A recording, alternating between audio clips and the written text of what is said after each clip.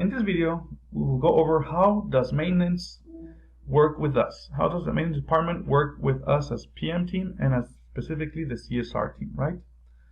So to get started, the maintenance department is a huge part of the GC Realty experience.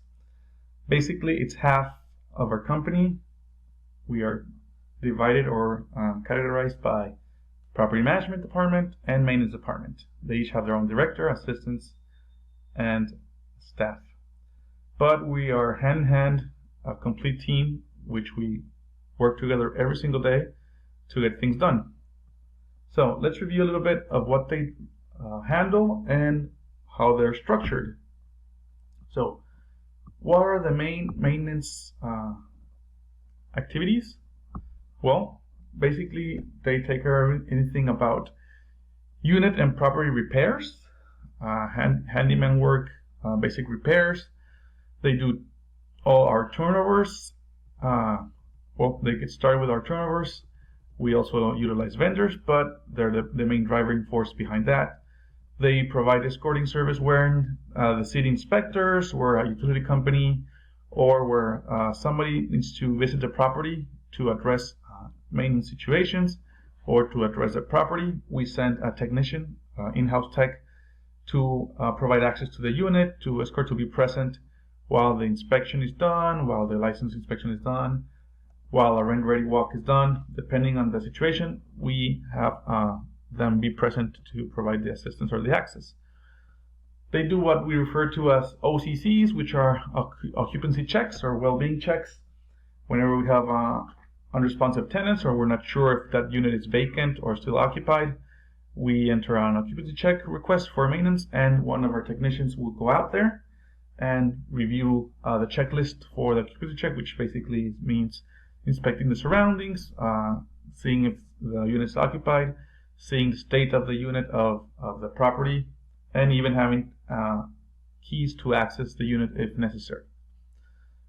Inspections. So like I mentioned before, they do provide the escort for the inspections, but also they have to be there to take note of the inspector's notes regarding what needs to be done, what repairs need to be done for us to pass that inspection, right? So changing out flooring, fixing any areas of the unit of the property that need to be changed in order to comply with the requirements. So they would take down that list, the scope of work, to submit it for processing, so we can get working on those items and so we can pass that inspection, right? Also, whenever there needs to be an estimate done, whenever there needs to be a scope of work done for either of our owners or the PMs requested, they will be the ones that handle that.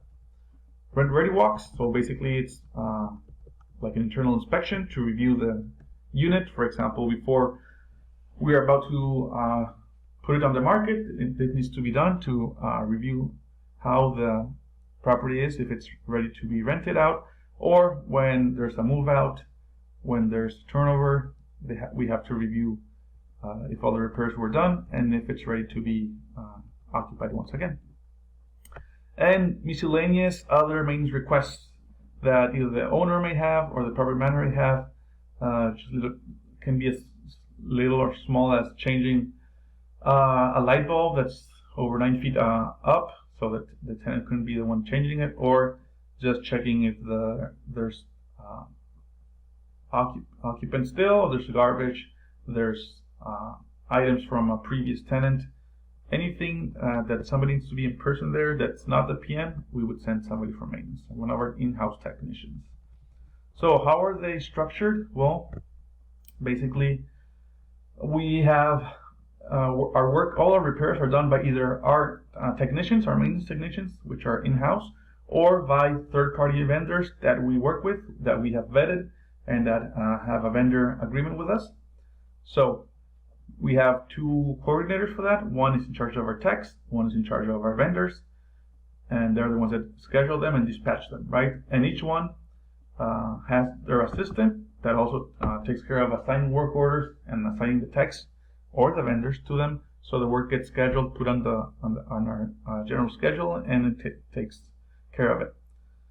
And of course, well, below the tech coordinator, below the assistant, are the techs, the ones doing the work on the field, and we have our vendors that we work with.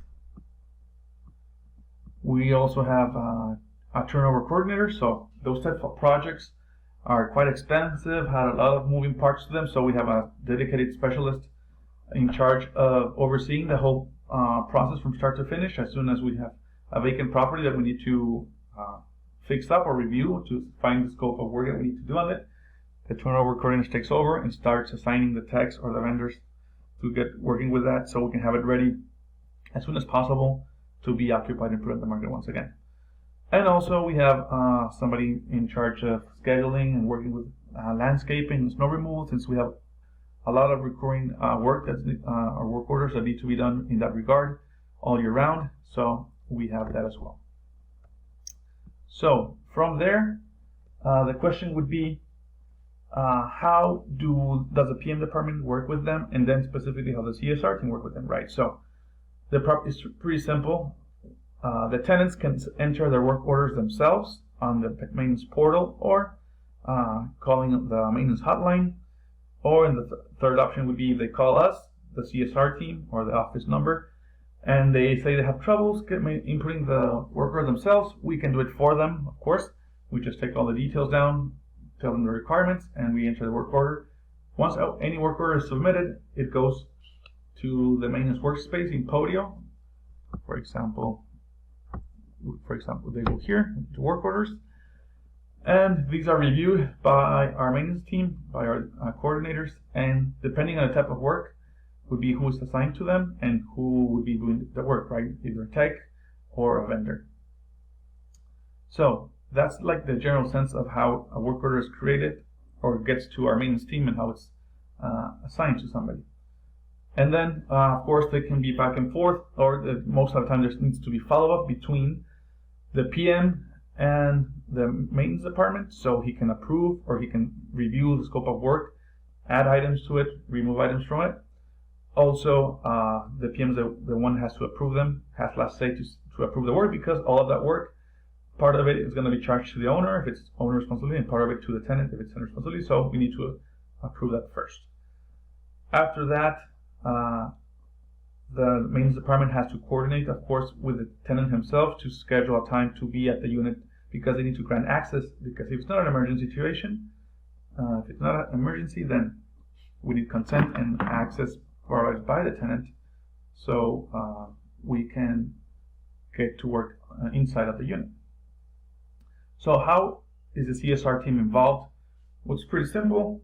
You're going to get phone calls from tenants asking either about the status of a work order, so in that case, you can share that information with them. They would ask, can I reschedule a work order? Sure, you can transfer to the maintenance dispatch to see if they can reschedule for either a later time or an earlier time, depending on what the caller requests. Or if it's a more specific dispute or issue with the maintenance request, then you would refer them to their assistant property manager or property manager. So in that case, in that sense, you interact with the maintenance dispatch most likely and more frequently just for scheduling requests or scheduling questions, confirmations. When a caller is on the line with you and they have a specific question, you would transfer to maintenance, or you can simply chat maintenance. You can call maintenance just to ask their feedback on what to tell the caller, the tenant. And on occasions, they would just say, oh yes, just let them know that we can reschedule for next Friday, and then you can do that. So for them, no need to transfer, but the maintenance dispatcher or the coordinator will let you know how to handle depending on that situation. So that's basically your interaction with the maintenance department. Of course, you can review work orders. You can reach out to different maintenance team members for questions or for follow-up, but we will review that in another video when we check on how to look up work orders and review them. Until next time, thank you.